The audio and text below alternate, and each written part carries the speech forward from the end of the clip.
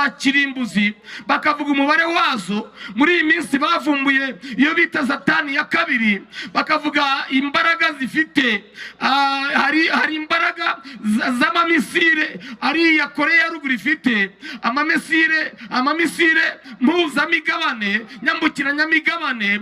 Izo zifite ingero, zifite ibipimo. Ni ukuvuga ngo uyu muriro dukoresha hari volute zawo. Imana idufashe. Ariko izo mbaraga twasomye turimo kuvuga, izo mbaraga Petero na Yohana bari bambaye, izo mbaraga z'Imana rurema, nkuko byanditse muri Zaburi ya 50 umurongo wa mbere. Aravuga ngo Imana rurema, Imana y'imbaraga nyinshi.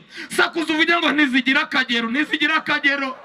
Ntabwo wamenya wate zazo, ntiwamenya megatone zazo, ntizipimika. Haleluya. None ikintu gitangaje rero, ikaba yemera kuziha twebwe.